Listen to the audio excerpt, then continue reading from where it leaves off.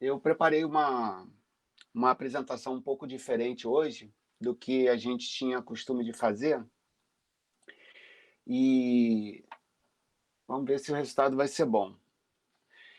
Eu sempre gosto muito de depoimentos, então eu venho procurando colecionar alguns depoimentos para ratificar as coisas que eu falo, o que eu penso em relação a finanças pessoais, porque a pessoa, quando ela faz algum tipo de depoimento, ela acaba sendo um testemunho sobre, assim, bem verdadeiro, sobre determinada transformação que ocorreu na vida dela e por aí vai. Então, principalmente nessas questões sobre finanças pessoais, eu tenho a impressão que essa parte de depoimentos é muito importante, porque existem muitas dificuldades para a gente adotar determinadas rotinas.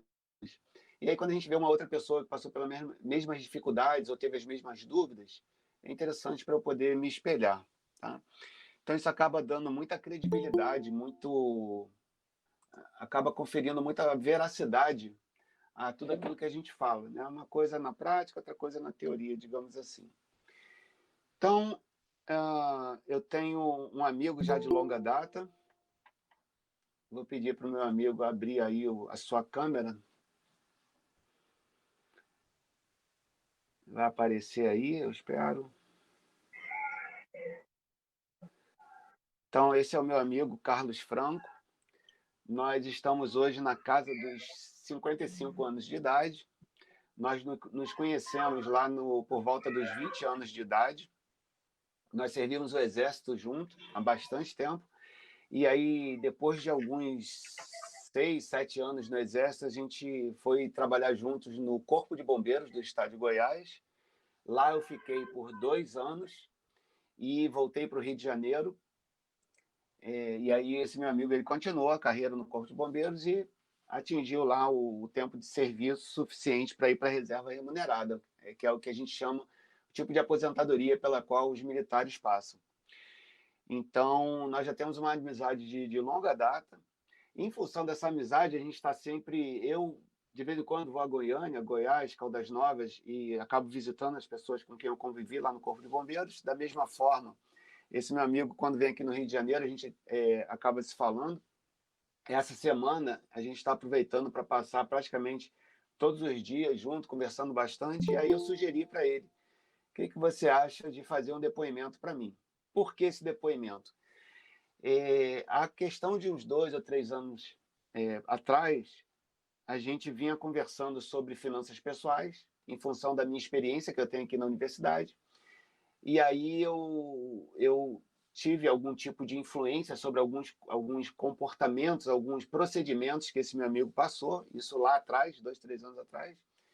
E aí, de uma forma geral, não só as finanças pessoais, a gente começou a conversar também sobre investimentos. Então, de um tempo para cá, houve um pouco de estímulo meu para esse meu amigo, para outras pessoas também, para que entrasse no mundo dos investimentos, destinasse uma parte aí do seu orçamento para investir no mercado de renda variável e renda fixa também, né? Mas mais variável ultimamente. Então, pedi para ele para preparar aí uma exposição sobre como foi essa experiência de uma forma geral, em termos de finanças pessoais, e como foi essa experiência em termos de investimentos também.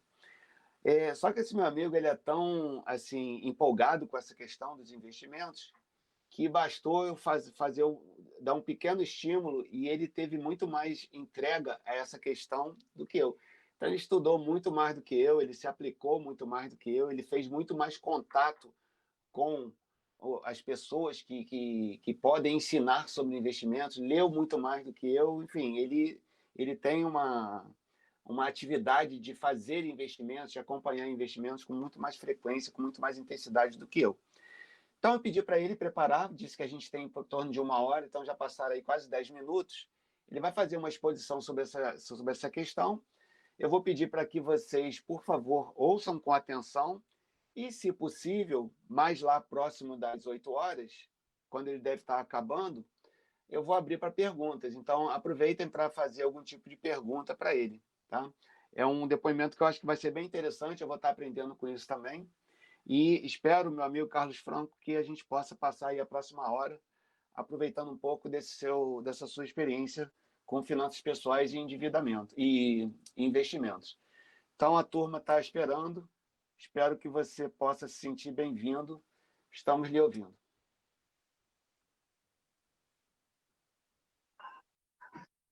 Olá, pessoal. Todo mundo me ouvindo? Ouvindo aí, professor? Ok, ótimo. Uma boa noite a todos. Pena que a gente está aí de forma virtual, né? Eu gosto muito de olhar e que todos possam sentir as emoções quando a gente fala, né? Não estou fazendo isso aqui para agradar ninguém, nem mesmo ao professor. Estou colocando para ele, assim, quando ele me convidou, eu disse que ia falar coisas da vida da gente. Falar coisas da vida da gente é abrir coração, né? Para quem a gente não sequer conhece, não está vendo, é muito difícil. Mas, assim, é muito verdadeiro. Então, as experiências da vida, elas acho que reforçam bastante o aprendizado. Então, eu quero agradecer a oportunidade, me colocar aqui à disposição e, por favor, se sentirem à vontade em fazer alguma interferência, fique à vontade. Mas também, se não sentirem, vamos conduzir, tá bom? Bom, o que eu posso dizer para vocês? Assim, a gente tem 55 anos, né, de idade, mas esse assunto, né, esse assunto que a gente está falando sobre finanças pessoais, não era uma coisa muito comum a gente de perceber que isso não era algo que nós conversávamos com nossos pais, né? Então, eu venho dessa geração, eu venho de uma geração que falar sobre dinheiro era uma coisa bastante incomum, eu diria até improvável. Eu não sabia, não tinha nem ideia de como é que quanto meu pai ganhava, quanto meu pai gastava, não tinha essa ideia. Hoje você pode procurar aí, os funcionários públicos, você consegue saber qual é o nosso salário, enfim. Você consegue ver, saber quanto que seu pai ganha, sua mãe ganha numa conversa em casa, enfim. Eu venho dessa experiência em que falar de dinheiro era uma coisa bastante provável e também venho de uma experiência em que o cheque especial fazia parte dos meus vencimentos, fazia parte do meu salário, entendeu? Era uma coisa assim, eu precisava do cheque especial. Não tinha como eu não ter hipótese nenhuma. O meu objetivo era ter cheque especial.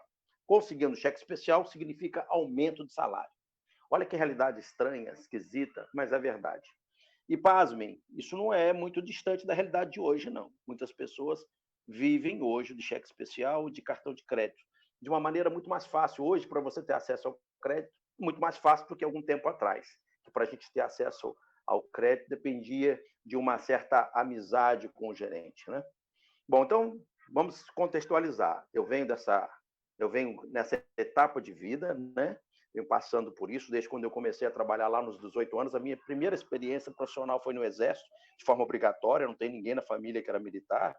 Fui servir o Exército, meu primeiro salário foi um salário mínimo com um monte de desconto. Vamos supor que o salário mínimo é na ordem de R$1.000, a gente recebia 600.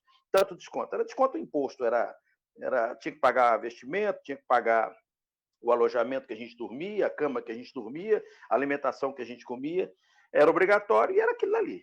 Eu vivia com ele. Mas foi uma realidade incrível, porque eu não tinha mesada, não tinha essas coisas, né? Foi meu primeiro salário. E a gente, tendo alguma coisa, morando com os pais, o que faz? Gasta tudo e vai gastando um pouco mais, e a gente vai passando do limite. Mais ou menos por aí, essa é a minha realidade. Também naquela realidade, o nosso maior investimento era comprar um imóvel, comprar uma terra, um terreno, porque se dizia não gosto de dizer na minha época, porque não é a minha época é hoje, né? Se você pensa que a sua época era aquela, a gente morreu, eu estou vivo, eu estou vivendo hoje. Mas naquela época passada em que eu vivi, a gente dizia, tinha uma frase que, se eu não me engano, ela era assim: quem compra terra não erra. Ou seja, comprar um pedaço de terra, um lote de terra crua, né? Ou um imóvel, era coisa para rico. Então era o objetivo da gente. Puxa vida, eu quero comprar a minha casa, ter a minha casa. Hoje, eu até conversava com o professor Luiz, hoje eu não tenho interesse nenhum em ter casa própria, apesar de ter até duas. Mas hoje, eu viveria de aluguel, por exemplo. Mas isso é outro assunto. Vamos lá. Muito bem. Nesse tempo em que vivi, num tempo não muito distante, não existia também agências reguladoras, né?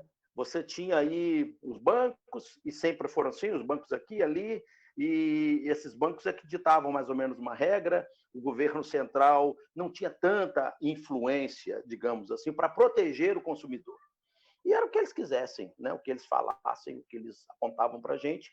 Não existia Ministério Público, não tinha onde você recorrer muito. A justiça sempre foi um acesso quase que impossível para os menos privilegiados, né? Por aí vai. Eu venho lembrar que eu venho de uma família bastante humilde, né?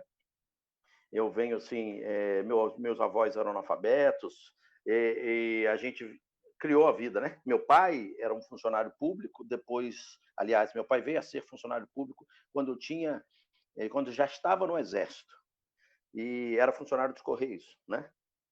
Enfim, o investimento naquela ocasião era coisa para rico. Era realmente coisa para rico. Falar de bolsa de valores, o que era isso? Tinha várias bolsas de valores e era alguma coisa que hoje eu sei, né? Mas naquela época eu nem sabia que existia isso. Hoje eu sei porque estudei sobre a origem da bolsa de valores, né? Aqueles atendentes por telefone que faziam operações por ali, comigo, né? Aquela bagunça toda. Naquela época a gente não tinha, isso era muito distante, era impossível, era realmente impossível. Mas vamos ao que interessa, que, conversando com o professor Luiz, era para dizer assim, como é que surgiu esse Carlos Franco? Existe um divisor de águas antes das finanças pessoais, precisamente antes do orçamento na minha vida. Eu tinha um divisor de águas. Antes era o Carlos, depois o outro Carlos. Então, como é que é essa história? Lá, mais ou menos em 2009, aí sim, a gente está falando de um tempo presente para todos vocês. Em 2009, o meu nível de endividamento era maior que 30% da minha renda mensal. E, sobretudo, esse endividamento vinha de financiamento de cheque especial, né? Que a gente ia jogando de um mês para o outro, e mais cartão de crédito. Era um grande incômodo. Vocês hão de convir que, veja bem, um ser humano, né? E aí em todas as profissões, hoje eu sou bombeiro militar, né? Aposentado, mas sou bombeiro militar, e convivi muito com policiais e bombeiros que estavam endividados. Você tem ideia de um profissional na sua atividade que já é estressante por natureza? Você ainda tem o estresse de dívida, de alguém te cobrando, a conta não pagando, ou você tem que fazer a compra lá pro medicamento do seu filho, tal. Isso é um inferno na vida do ser humano. E o endividamento, hoje em dia, meu filho está se formando em administração de empresa e ele está fazendo o TCC dele nesta linha de raciocínio, né? A importância da educação financeira para os profissionais de administração de empresa. Eu poderia contextualizar isso e dizer a importância da educação financeira, aí você pode substituir das finanças pessoais, enfim, a importância da literacia financeira, como diz o professor Leal, na vida de todos nós. Na vida de todos nós.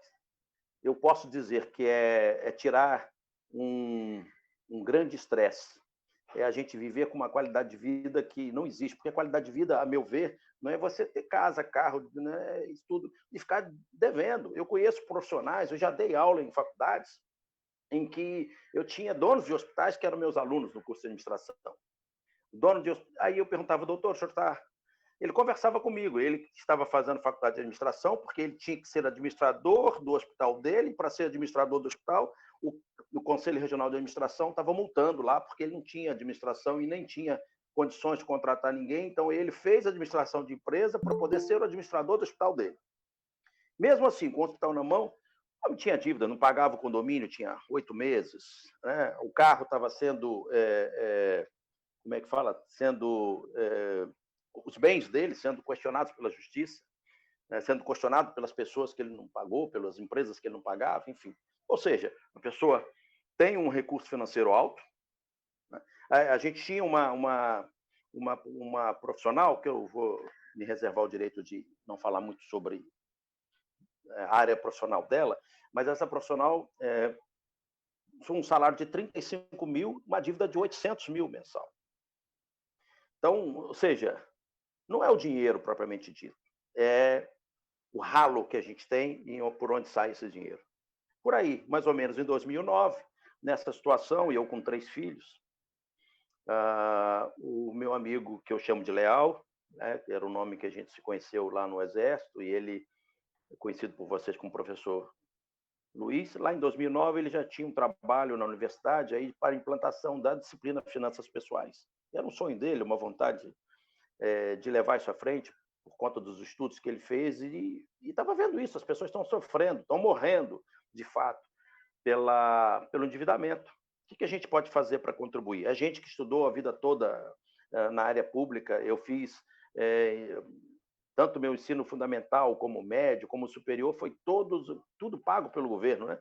Escola pública até o 8º ano, depois passei para o Colégio Pedro II, aqui no Rio de Janeiro, depois fiz a Universidade Federal de Engenharia Elétrica, tudo pago. E depois fiz o meu mestrado também, em Universidade Federal, ou seja, o mínimo que a gente podia retribuir à sociedade era a prestação de serviço voluntário, e uma delas, né, cada um de nós com uma habilidade, mas uma delas é levar as pessoas algum conforto, né?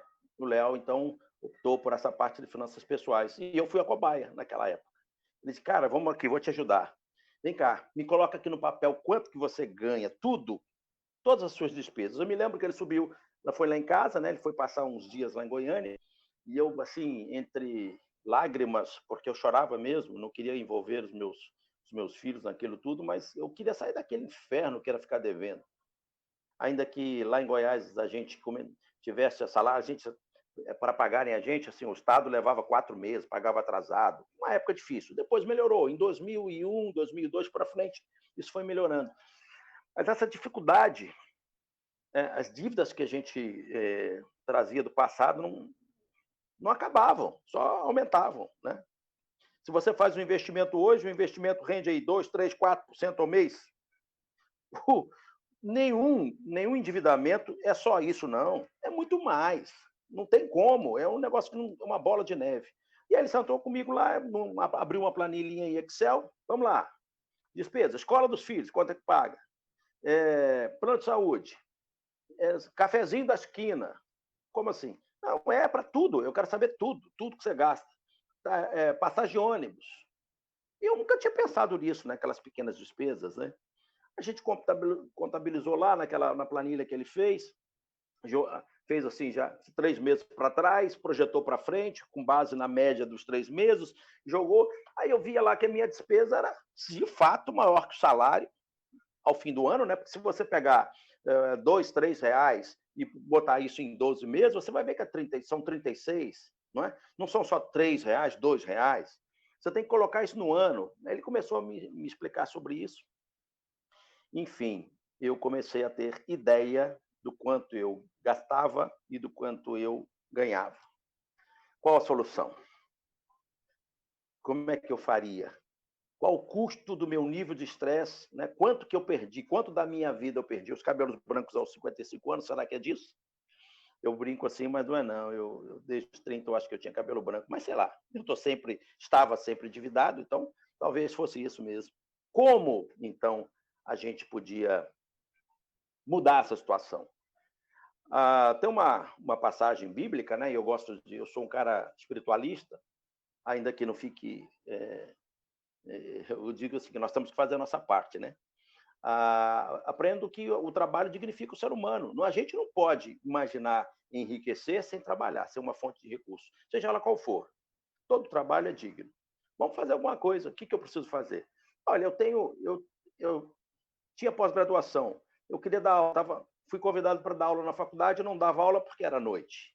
Queria sair do trabalho, voltar para casa. Eu estava na minha zona de conforto, maravilhosamente bem, tranquilo, mas devendo. E cheque especial para cá, vai cobrindo. Resolvi o quê? Dar aula na universidade.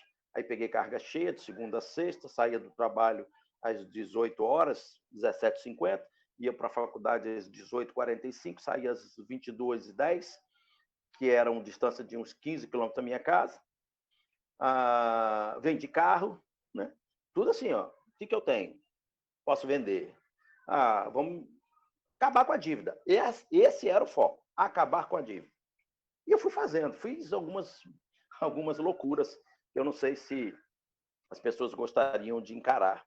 Mas vem de carro, quer dizer, troquei por um carro mais velho, mas esse carro dava tanto problema e a manutenção era tão cara que era melhor deixar em casa, então eu ia de ônibus, eu não estava acostumado a andar de ônibus. Aliás, aqui no Rio de Janeiro é uma coisa, vai andar de ônibus lá em Goiás, ainda, sobretudo lá na década em 2000 e pouquinho. Você pega um ônibus, ele tem um horário, se você perder aquele horário é só 40 minutos depois. Enfim, é uma coisa doida, gente, mas para mim a realidade era muito difícil, mas eu consegui, encarei, passei e eu consegui aumentar a renda por intermédio das aulas que eu dava, inclusive final de semana, sábado e domingo. Aí fiz o mestrado, concluí o mestrado para ganhar um pouco mais. Fui dar aula também nos interiores, porque a gente dando aula no interior pagava melhor. Aí comecei a dar aula em pós-graduações de 15 dias aos sábados, sexta à noite aos sábados. Fui assim preenchendo, comecei a ganhar mais e gastar melhor, ou seja, tentar fechar o ralo, né? Aquelas pequenas despesas, o cafezinho da esquina, ou a cerveja que a gente não abria mão, ou sei lá, as despesas né, que a gente tinha que não eram para a família, mas eram para mim somente, eu entendi que eu devia fazer aquilo. Ainda que muitas pessoas não achem que isso seja um procedimento legal, mas tem uma máxima que diz assim, e eu vou repetir essa frase depois no final, que ela me marcou muito. O esforço de ontem, sem sombra de dúvidas, é o sucesso de amanhã. Então, eu prefiro... hoje eu vejo isso. Eu vou chegar lá, porque vou dizer para vocês quem sou hoje, né? Muito bem. Então, 2009 foi isso que eu falei para vocês, né? A gente via todo mundo estressado, policial estressado, a gente estressado, isso não é uma realidade só minha, né? De muitos colegas do lado. Geralmente a gente é produto do meio que a gente vive. Se o teu amigo, se o teu ciclo de amizade é endividado, geralmente a gente vai junto, né? A gente é produto do meio que a gente vive. E aí eu precisava também procurar novos círculos de amizade que pudesse fortalecer essa ideia do sair do endividamento. Devagarzinho a gente foi chegando, eu tenho uma mulher maravilhosa, são 32 anos de casado, eu acho, nem tomara que ela não escute isso aí, não vai cobrar, porque eu não sei a data certa. Enfim, o Leal, Luiz, surgiu na minha vida, me ensinou muito sobre orçamento, esse negócio é muito chato, fiz isso durante muito tempo, mas hoje eu não me dou o luxo de fazer isso não, já chega. Fiz isso por um período de tempo, né? Controlando mesmo. Como ele faz até hoje. Ele sai aqui, a gente foi tomar um café agora há pouco, ele deixa a notinha para minha via. Eu nunca peço a minha via, ele sempre pede a via. Eu fico irritado com isso. Por que tu pede a via, cara? Tá indo contra o meio ambiente, pegar a viazinha de R$ 8?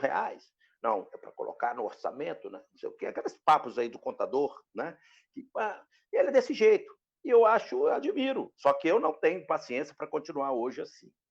Isso foi feito, fiz mesmo. Sei lá, foi o ano de 2009, 2010, quando chegou 2011, eu não tinha mais nada com cheque especial. E você hoje não me fale em chegar próximo de cheque especial, empréstimo, não. Eu não estou nessa, não quero saber disso, graças a Deus. Outro papo, mas vamos lá. Bom, então, consegui sair aumentei a renda, consegui gastar melhor, e o problema era o ralo, se vocês compreenderam, né? Bom, em 2011, eu não tinha dívida e comecei a poupar. Poupar no sentido literal, de colocar o dinheiro na poupança, né? Porque hoje eu entendo poupar de uma forma diferente. Mas era colocar o dinheiro na caderneta de poupança. Gente, que maravilha. Consegui você ver que tem, né, meus filhos crescendo aí. Hoje o meu mais velho vai fazer 24 anos e a mais nova tem 20. Então eu comecei a me sentir bem mais tranquilo. Mudei para a cidade do interior, eu fui transferido na época para uma cidade interior, que também me ajudou bastante. Menos estresse de trânsito, de deslocamento. Portanto, eu conseguia fazer as coisas mais a pé, sem ter que gastar com carro, né, com combustível. Morar próximo do trabalho é uma bênção para quem pode. Esse home office, eu não estou em home office, né?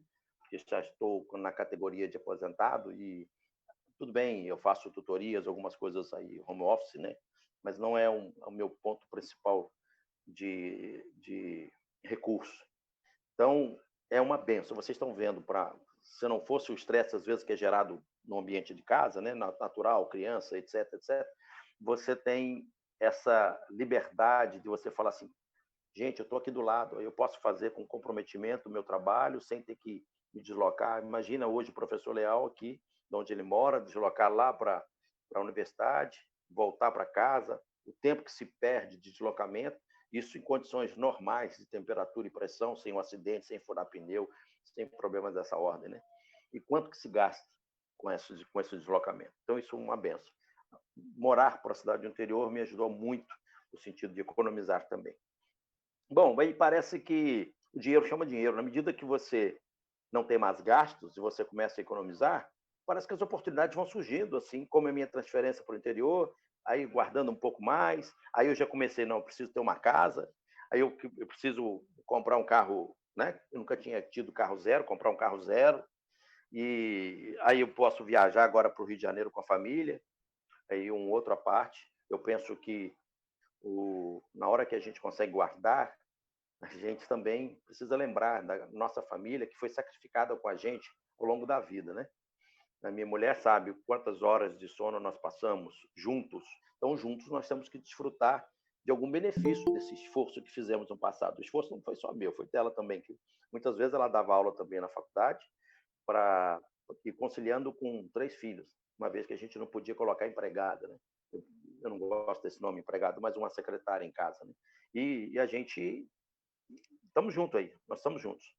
Mas, enfim, 2016 vem a aposentadoria. Estou tentando reduzir o tempo todo aí para não falar demais. 2016 surge a aposentadoria, em março, mas deixa bem claro, minha aposentadoria veio com 32 anos e 8 meses de serviço prestado, e o mínimo era 30. Então, ainda fiquei um pouco mais. E só não fiquei mais porque na atividade que exercemos de bombeiro militar, a gente é expulso, entre aspas, né? Porque já estamos velhos para atividade de rua e até mesmo quando a gente fica lá, a gente prende a promoção de outras pessoas, e, consequentemente, o aumento do salário dessas pessoas. Então, a gente tem que sair. Hoje, agora, com a reforma da Previdência, passou para 35 anos de serviço, mas eu tinha 32 anos e 8 meses. Então, precisava sair mesmo. E aí, me aposentei, e em 2016, quando a gente se aposenta, tem um cálculo lá, trabalhista, que é feito, porque nós, funcionários públicos, não temos fundo de garantia, não sai com dinheiro, né? É férias que você não tirou, algum tipo de licença que deixou de tirar. Então, entre alguns recursos que eu tinha, eu consegui receber 30 mil reais por aí. Foi quando eu me aposentei. No mês seguinte, veio o meu contra-cheque, 30 mil reais, que era advindo dessas diferenças de férias, licenças que eu não tinha tirado. E, caramba, o que eu vou fazer com esse dinheiro? Aí liguei para quem? Para quem? Para quem? Professor Leal. Professor, e aí? Só que o cara já estava bastante experiente, né? Dando aula e nessa parte de finanças pessoais, já conhecia alguns investidores, alguns assessores de investimento de algumas corretoras. Ele me apresentou um. E aí, rapaz, espera aí, você está com dinheiro na poupança? Que isso? Poupança nada, que isso? Tem produtos melhores? E me apresentou um profissional que me deu toda uma atenção especial. A gente conversou muito, falei para ele do meu salário, minha realidade. Hoje a gente conversa mais abertamente. Ó, quanto é que você... Eu tenho um custo fixo tal. É isso que eu preciso todos os meses. Não, a gente precisa fazer a sua reserva de emergência, ou como outros falam, outros nomes, mas, enfim, existem diversas escolas de planejamento financeiro. Vamos conduzir independente de nome, tá certo? Vocês entenderam. Uma reserva de quanto? 6 vezes, já que eu sou funcionário público e tenho uma receita mensal fixa, normal, né? Existem problemas a gente receber atrasado? Existe. Estados acontecem isso. Quem é funcionário estadual sabe disso. O Estado, às vezes, diz assim, não vamos pagar vocês esse mês, porque não tem dinheiro, fica 1, 2, 3 meses.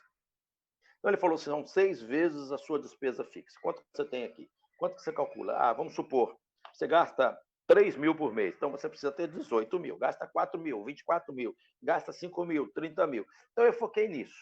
Precisava desse dinheiro. Só que eu tinha um dinheiro em poupança, que era quase 6 vezes o meu salário, ou minhas despesas fixas.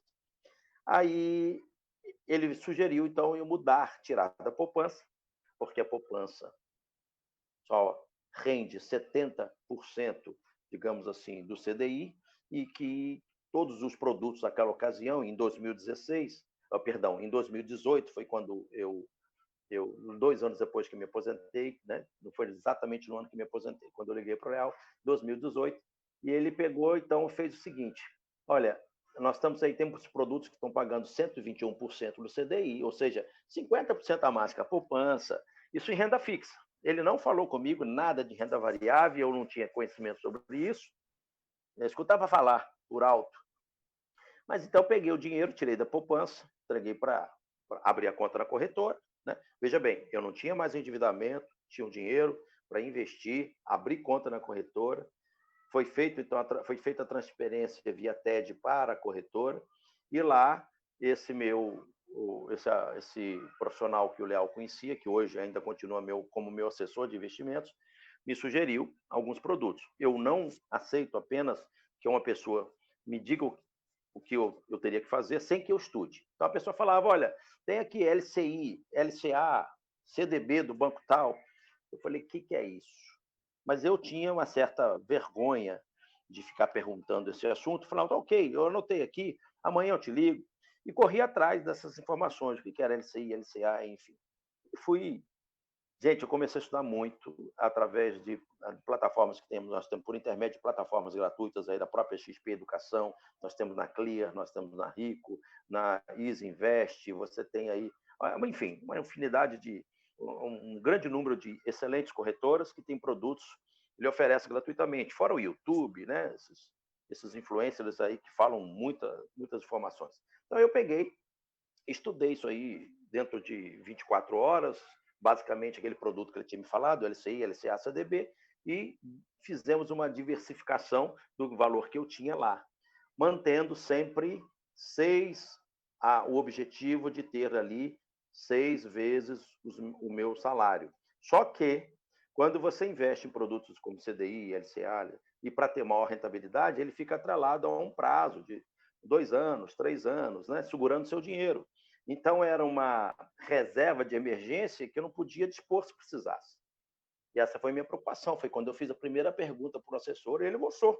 Ele falou: olha, você está atento, gostei de ver.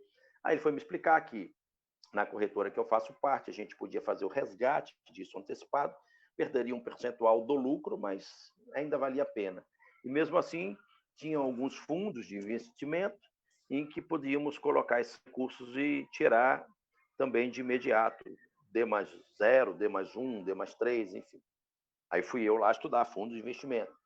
Estudar mesmo, tipo, contratar cursos pela internet, de pagar R$120, R$200, eu fiz isso. E acabei estudando bastante, fui seguindo as orientações do assessor, coloquei, o próprio Luiz fez para mim uma planilha de potencial. A gente brincava que, quando eu fiz uma visita para ele fez uma planilha e falou assim: quando é que a gente pode chegar a 1 milhão? Se eu jogar todos os meses com o dinheiro que eu tinha, R$4.000, a gente chega a 1 milhão em tantos anos, coisas desse tipo. Foi jogando uma planilha que foi calculando com a taxa Selic da época qual seria uma possível rentabilidade, né? E aí a gente não considerou renda variável na ocasião, só renda fixa. Ok, então é possível, 12 anos, 15 anos, chegar a isso. Eu tenho uma agravante, que é a idade. Então eu não posso, ainda que eu ache que eu tenha uma convicção de que eu vou viver muito tempo, mas essa convicção é só minha, né? Não é da vida. Eu preciso coloquei uma meta. Até os 65 anos de idade, eu quero ser um investidor, não para ter dinheiro simplesmente por ter dinheiro. Tem que ter objetivo.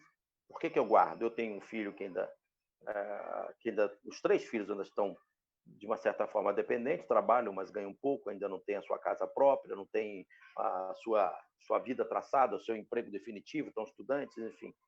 Então, eu pensando para o filho A, para o filho B, para o filho C, projeção, fiz uma projeção, acredito eu, que em 10 anos eu ultrapasse, já esteja mais do que suficiente para que eu possa pensar em investir até. Depois, usufruir desse recurso. Até o professor Leal fala da importância do planejamento sucessório, né? Hoje a gente tem eu vivenciei isso com amigos e estou aí com meus pais com 80 anos, 79 anos, a gente fala muito sobre isso. Como é que faz para fazer um inventário? Não é? Quanto que gasta para fazer um inventário? Se hoje um produto, para você se cuidar do inventário, você precisa ter aí na ordem de 15% a 20% do patrimônio a ser inventariado, disponível, entre todos os custos que você tem que pagar de impostos, né? e advogado, para cuidar disso. E se for extrajudicial, se for judicial, o negócio é pior ainda. Então, como é que vai fazer? Se eu faltar aqui, a minha mulher ela não vai conseguir nem sequer dar entrada no inventário se ela não conseguir pegar os recursos que tem no banco, etc. Então, como é que a gente faz? Então, a gente cria também uma meta, né, de planejamento sucessório, e para isso tem alguns produtos que nos ajudam aí. Mas, enfim, eu acho que eu discorri bastante. Em 2018, portanto, eu entrei, em agosto, precisamente, de 2018, eu comecei a atuar com renda fixa, a investir em renda fixa. E em setembro de 2019, eu comecei com renda variável, trabalhando dentro dos diversas informações que eu tenho. Eu gostei muito de uma conjugação do professor Gustavo Cerbasi, quando ele fala da regra dos 80. Originalmente, a regra é dos 100. Ele adaptou para os 80 de uma forma mais conservadora. Então, eu peguei as duas. Peguei o seguinte, qual que é a minha estimativa de vida? A gente tem mais ou menos, olha para os pais, né? Olha para os avós, vê quantos anos os nossos familiares morreram, como é que é, se tem algum histórico de doença na família, você tem mais ou menos uma projeção da sua vida. Então, eu optei em trabalhar com 100 menos a minha idade. Ou seja, 100 menos a minha idade, hoje daria 45% em renda variável e 55% em renda fixa. E eu sigo isso. É a minha estratégia. Cada um cria a sua estratégia, vive com a sua estratégia. Eu criei isso, falei, não, eu vou trabalhar com esse sentido. Eu fico assim, lógico que a renda variável, como o próprio nome diz, varia. Muitas vezes, agora que nós tivemos a pandemia, caiu bastante. O que eu faço? Eu aumento um pouquinho em renda fixa, depois eu tenho uma estratégia para passar para renda variável e trabalhar por aí. Mas o ano que vem eu vou fazer 56, eu tenho que ficar mudando isso aí, 45%, 44%. Não, eu trabalho de 5 em 5 anos, né? Que eu considero um médio prazo muito interessante para mim. Eu não fico olhando para home broker todo dia, estressado com isso. Eu optei por um investimento em que eu não tivesse estresse. Eu estou aqui no Rio de Janeiro agora, nesse momento. Vou tomar uma cerveja daqui a pouco com o meu amigo professor Leal, que ele não bebe, mas vou tomar uma cerveja, comer alguma coisa e não estou me preocupando com o home broker, porque eu não vou ficar olhando para isso, eu não posso, não tenho mais necessidade disso, não precisamos disso. Acho que tem uma relação de custo-benefício na vida, sobretudo qualidade de vida, que para mim está relacionado com espiritualidade, com valor família e com bem-estar emocional, né? Temos que estar bem. Lógico que isso são condições ideais. Eu trabalho para essa condição ideal. Né? A gente tem as nossas dificuldades, todos temos. A gente está aqui falando bonitinho, mas tem cruzes que eu estou carregando e tem cruzes que todos nós teremos que carregar. Faz parte desse processo de crescimento que nós temos que passar, né? Bom, fica aqui. Eu até escrevi aquela frase, mas eu já disse para vocês. Eu escrevi para não esquecer. Para quem ouve com o coração, porque eu estou falando de coração mesmo. Cuidado com presunção, com a ganância e com querer ganhar rápido. O fator tempo é exponencial, muito importante. Não só, eu diria, na vida financeira, na vida mesmo como um todo, o fator exponencial. Hoje, aos 55 anos, a minha maturidade é exponencialmente maior do que quando eu tinha 30. E isso ajuda a gente também a ver coisas, a entender a nossa biologia e a seguir adiante. E aquela frase máxima que eu já falei, eu vou agora repetir. O esforço de hoje é, sem sombra de dúvidas, ou será, para muitos de vocês, o sucesso de amanhã. Muito obrigado, uma boa noite. Meus contatos estão aí com o professor Luiz. Quando quiserem, estamos à disposição. Valeu. Muito grato, meu amigo. Eu queria fazer um comentário rápido. Nós estamos falando aqui da minha casa, toda uma parte da casa, ele está na outra. Nós fizemos ontem uma reunião adicionamos um outro amigo daquela época. Então, eu sugiro que vocês façam isso, mantenham esses contatos, porque fazer uma reunião 30 anos depois do momento que vocês se conheceram, que nesse caso aí vai ser a universidade, ou quando vocês estiverem no trabalho, é algo bem interessante. Quando vocês já estiverem acima de 50, 60, reunir pessoas de longa data é uma coisa bem interessante. É o que a gente está vivenciando aí durante essa semana, eu e meu amigo Carlos Franco. Antes de passar para a pergunta, eu queria fazer uma sugestão para a turma. Eu ia falar hoje sobre, seguindo aquele roteiro que eu tinha preparado, mas aí, pela oportunidade desse meu amigo estar aqui e por ele ter tido uma experiência nessa área de finanças pessoais e de investimentos, eu achei bacana ele poder colaborar com esse depoimento. Mas eu queria sugerir para quem tiver interesse, quem achar que finanças pessoais pode ser um motivo interessante para a monografia, estudar talvez 1, 2, 5 casos de pessoas que a gente possa sistematizar dentro de um estudo de monografia o antes e o depois, né? Então, depois de uma determinada intervenção, ler um livro ou participar de algum tipo de consultoria, como é que essa pessoa mudou a vida dela, em que pontos da vida houve mudanças. Então, a gente vai ter aí esses últimos 15 minutos disponíveis para perguntas, considerando que pode ser que alguém não faça pergunta, eu trouxe as minhas próprias. Deixa eu ver se alguém colocou aqui. Então, Daniel, já está aberta a dúvidas. Eu peço para que você, por favor, abra o microfone, se for possível. Se não puder, se quiser escrever também, eu leio. Não sei se o Carlos está lendo ali, mas se ele não tiver, eu leio para ele. Então, Daniel, por favor, e quem quiser aproveitar, eu acho que é uma oportunidade interessante. Tá? Eu tenho algumas aqui, caso vocês não façam perguntas. São perguntas minhas, eu não combinei com ele. Não pode. Então, escreve aí, Daniel, por favor, se você puder, para eu passar. Carlos, você consegue ler a pergunta do Daniel? Ou eu leio para você? Professor, lê para mim, eu consigo aqui, mas, por Tá, eu favor, vou até para ler. ficar mais claro aí para todos. Então, estou só aguardando o Daniel escrever. Enquanto ele escreve, eu vou fazendo umas aqui, tá?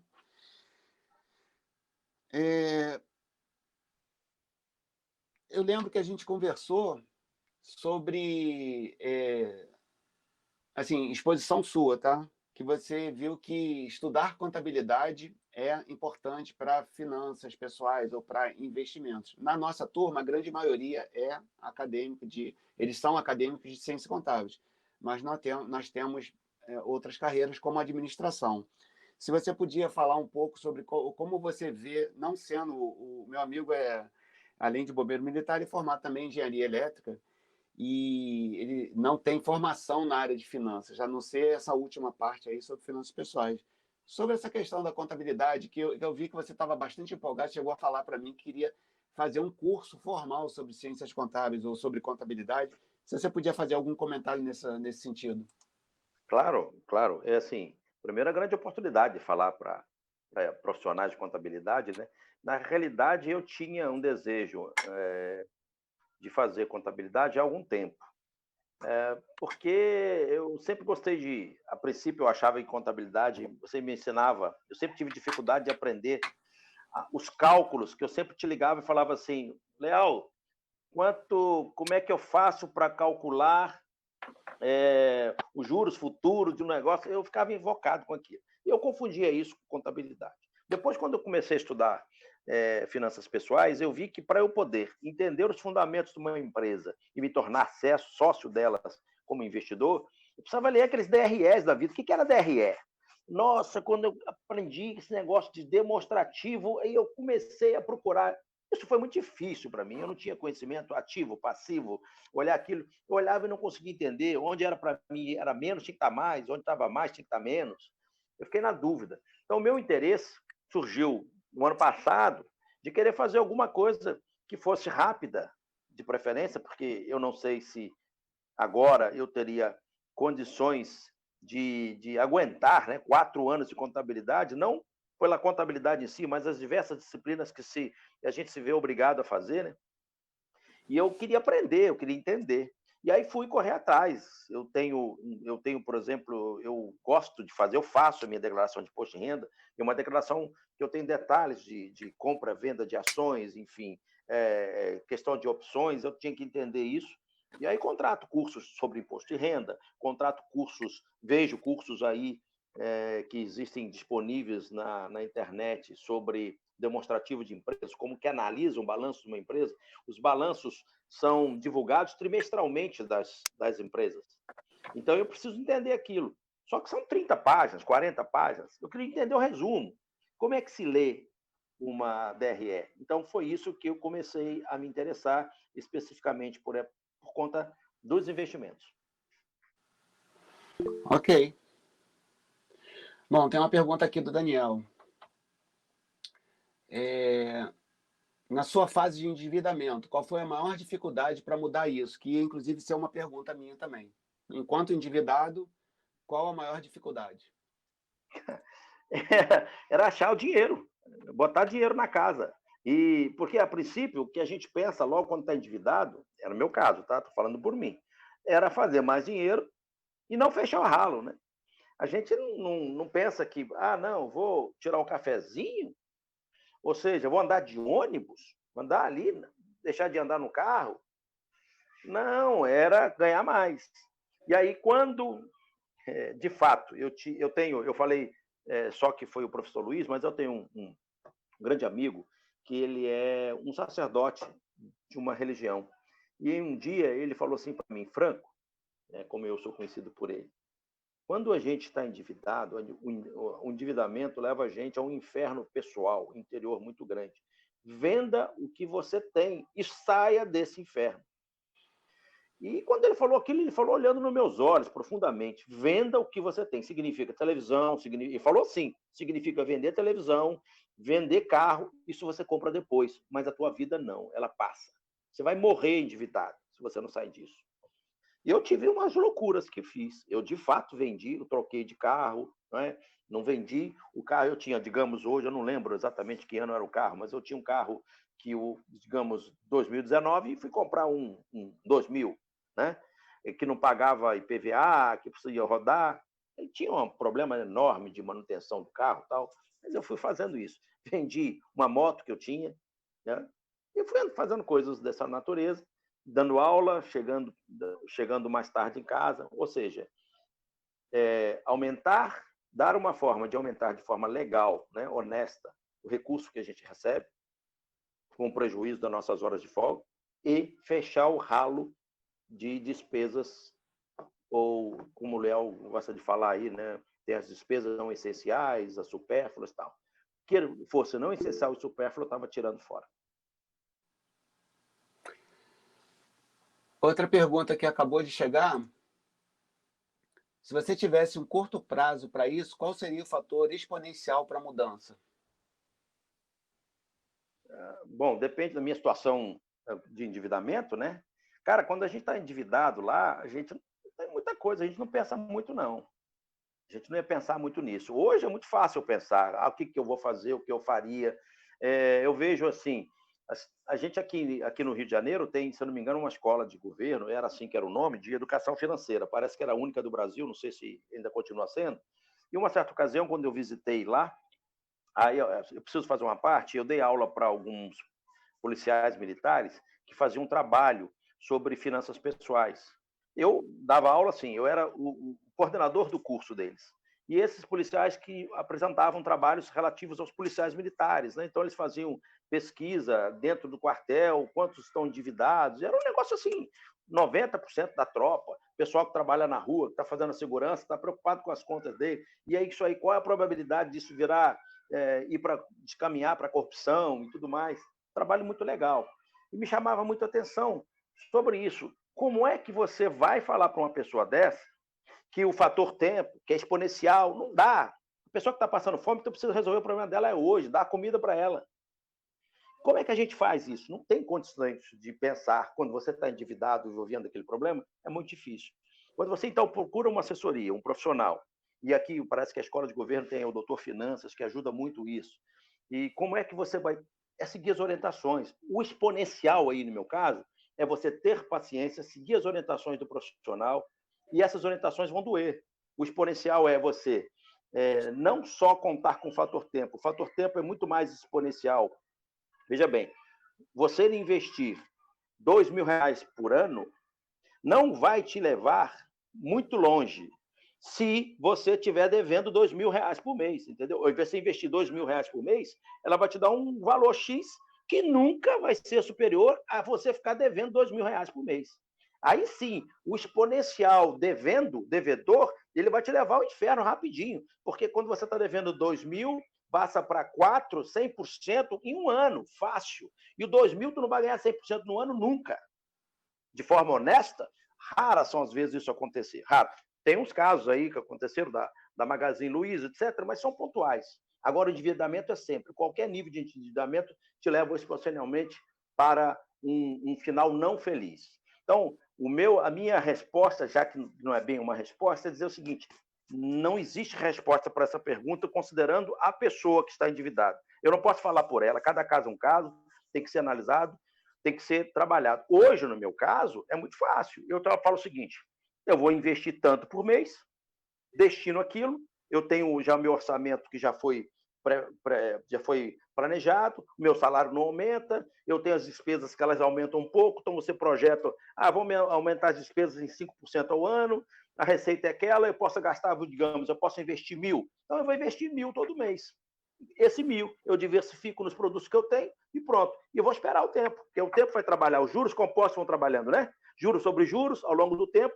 Depois de 4 anos, a gente percebe que você começa a ver o resultado desse esforço do primeiro ano. Primeiro ano de investimento, segundo ano de investimento, terceiro ano de investimento, você não vê muito, mas vê. Olha que eu só estou falando de 2 anos e pouquinho que eu tenho de investidor. Mas eu já percebo em 2 anos e pouco a curva começando a subir. Começando a subir. É lógico, com aportes mensais, seguro. Mas isso é fácil para eu falar. Agora, pega uma pessoa endividada e digo para ela, vamos falar de exponencial? Não dá não, é muito difícil. Houve um aconselhamento seu comigo, digamos assim, a sua exposição foi basicamente sobre isso. A minha pergunta para você é o seguinte: você já passou esse tipo de aconselhamento para outros? Seria uma pergunta e outra pergunta dentro dessa. Tenho a impressão que a gente já conversou também que você tem feito algum tipo de educação financeira com seus filhos, os 3, com relação a investimento, por exemplo. Se você podia fazer um comentáriozinho rápido sobre se você já passou, se você já sentou com alguém para explicar para essa pessoa sobre o orçamento e como é que é o papo seu com seus filhos sobre isso.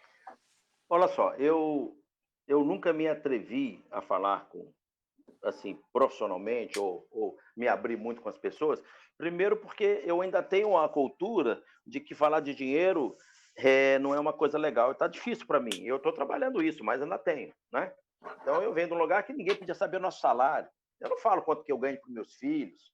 Eles podem até saber, sabem lá, procurando na internet, mas ainda que eu esteja me abrindo, eu ainda não consegui me libertar de tantos anos aí para trás de cultura, né? Enraizada aqui. Então, estou trabalhando isso. Agora, o que eu fiz? Fiz de cobaia meus filhos. Né? Imagina aí, um com 18 anos, a outra com 20 na época, e outro com 22, eu falando de investimento, eles preocupados com namoro, preocupados com passar nas provas da faculdade, entrar no Enem, passar no Enem. Isso não surtiu muito efeito. Só que esse negócio, quando a gente fala para quem não quer ouvir, é criar cultura, né? E criar cultura, segundo falam aí os antropólogos, isso leva muito tempo. Quando a pessoa busca, quando a pessoa quer, assim, fala assim, como eu falei com você, pô, Luiz, eu tô chorando aqui, cara, não, tá difícil. Aí o meu coração tá aberto, a mente tá aberta, você fala assim, ó, para não fazer isso, para não fazer aquilo, eu sou obediente, vou seguir à frente, porque eu não queria mais aquele inferno. Então a gente é obediente e aí vence, cria força, energia. Mas as pessoas que não querem a informação, vamos dizer, você está vendo aqui que você tem, eu acho que 17 pessoas online, né? 19. Vamos colocar, tirando nós dois, 17 pessoas. Vamos dizer que essas 17 pessoas estejam assistindo aula porque tem que assistir aula. Qual é o aprendizado que isso está tendo de fato? Não sei. Como é que eu vou medir isso? Eu já falei com muitas pessoas, nós já fizemos lives com bombeiros aposentados, já fizemos lives com policiais, já demos, mas eu não sei até que ponto isso surtiu. Mas falar, a gente fala, né? De forma despretensiosa, vamos dizer assim, querendo ajudar as pessoas. Entrou uma última pergunta aqui, quer dizer, uma última, se for o caso, né? Se quiser continuar, a gente ainda tem mais um tempinho. Deixa eu ver aqui que já sumiu, só um minutinho. Como lidar emocionalmente quando as coisas melhoram? Boa pergunta. Eu vou, antes de responder essa questão da emocional, eu preciso só reforçar a pergunta anterior, dizer que meus filhos hoje, com 2 anos já, todos os 3 são investidores, todos os 3 têm o mesmo assessor que eu, e fizemos uma live, o assessor com eles, e eles agora consultam o assessor e vão investindo. Independente lá, uma filha ganha só estágio de faculdade, bolsa de faculdade, ela investe parte do estágio lá em produtos que são do perfil dela, e assim vai. Meus 3 filhos são investidores, cada qual usando o seu perfil. Com a questão emocional, quando você melhora, a sensação inicial, primeiro sim, a gente fica bobo, a gente fica meio que presunçoso, fica quase que querendo dizer para os outros, olha, eu tenho 100 mil, eu tenho 50 mil, eu não tenho... E aí, isso parece que é um negócio que é muito natural, é uma felicidade, sabe? Você viver tantos anos, você fala, pô, eu tenho 10 mil, eu tenho 50 mil, é luxo. Eu posso dizer hoje, eu não posso falar muito aqui, porque os meus filhos vão ver depois da gravação, brincando. Mas aí a gente vai falar, eu já cheguei a 1 milhão, eu já cheguei aquilo, já cheguei... Cara, isso é o de menos. O importante é que, passado aquele estágio, né, de explosão de felicidade que a gente tem, a gente leva um tempo.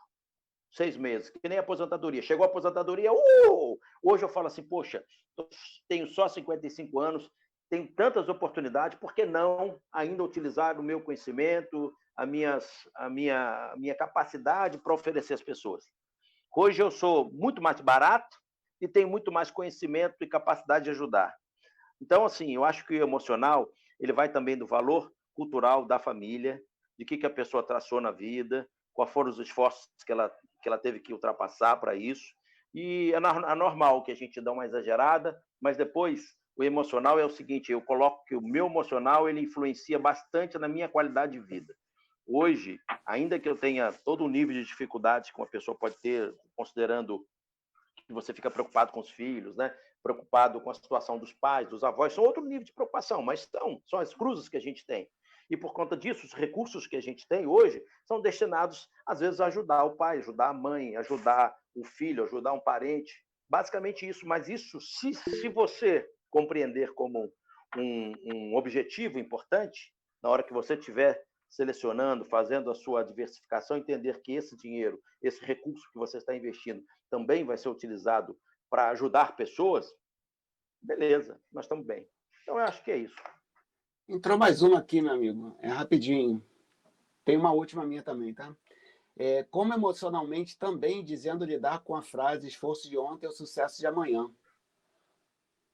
Repete, deixa eu entender melhor. Pode repetir? Dentro dessa questão emocional, como lidar com aquela frase que você falou, que eu também anotei aqui, o esforço de hoje é o sucesso de amanhã. Como é que lida com isso emocionalmente? Porque talvez o que eu tenho percebido também pela sua trajetória, lembrando aí para todo mundo, a gente não conversou sobre isso, você saiu de uma situação de endividado para uma situação de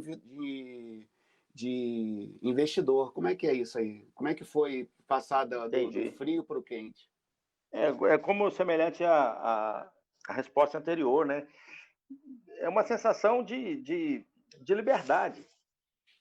Eu não tenho uma liberdade financeira, como tem aí o Thiago Nigro, né, que fala com o bilionário, o Barsi, Luiz Barsi, que são pessoas que já... Mas eles têm quantos anos de vida, de experiência nessa área de investimento?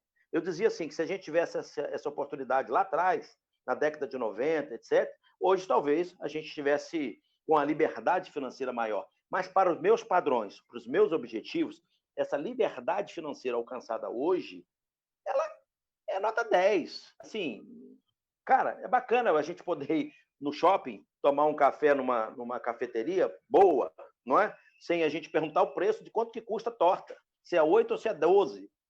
Entendeu? Qual é aquilo? O que aquilo me importa? Me importa que, poxa, a gente não conseguia fazer isso. Comer uma torta numa cafeteria, num shopping. Mas era impossível isso. Aí hoje a gente chega, vamos tomar torta. Não, quem paga? Eu, você? Olha, estão brigando por quem vai pagar. Isso Que preço? Quanto que custa isso? Agora, estamos falando de coisas de 12, 20, 30 reais, mas projeta isso, vai depender dos seus objetivos, quanto você conseguiu juntar. Gente, quem tem 10 reais e aumenta para 20, são 100%. Às vezes, 100% é maior do que uma pessoa que tem 1 milhão passou para 1 milhão e 100. Entendeu? 10, são só 10%, 5%, 1%. Então, como é que a pessoa vive? Porque conheço investidores que estão investindo, mas continuam com um nível de endividamento, não porque não tem dinheiro, mas porque não querem pagar a conta. Aí eu não sei qual é essa relação, mas vive feliz, é assim mesmo. Não, meus filhos pagam. Eu vou deixar dinheiro para eles porque eles não estão nem aí para mim. Olha só, como é que você vai dizer o cara está certo ou está errado? Quem sou eu para dizer que uma pessoa está certa ou está errada?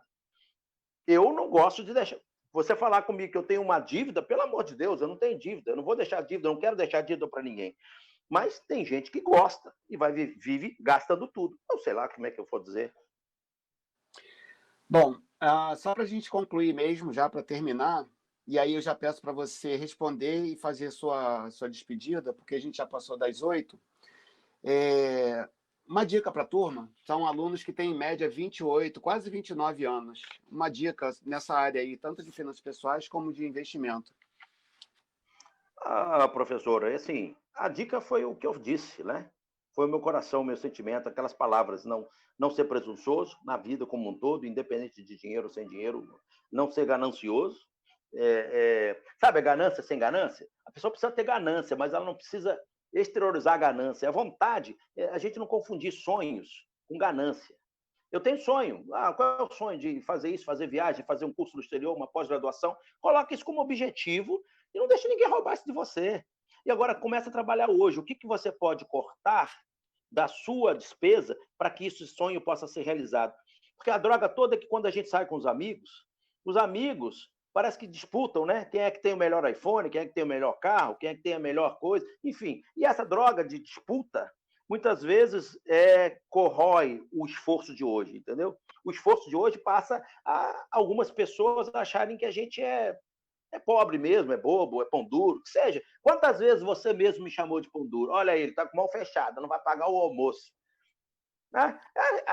Não foi, ele não quer dizer não, mas a turma lá, que a gente saía para almoçar lá no bombeiro, aí o pessoal, olha, falei, eu vou almoçar fora porque se eu tenho comida gratuita lá no quartel.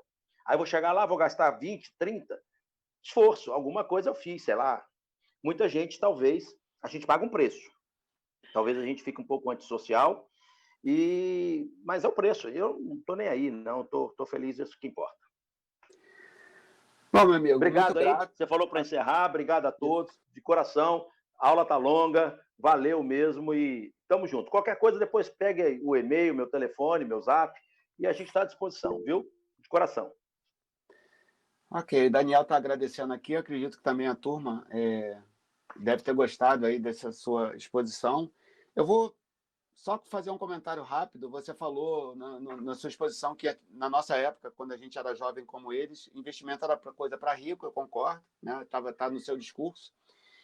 E hoje em dia, eu considero que os investimentos são muito democráticos, né? Então, eu tenho falado aí em algumas aulas que a gente pode investir com R$10, R$20 por mês, bem tranquilamente, e isso pode fazer muita diferença lá na frente.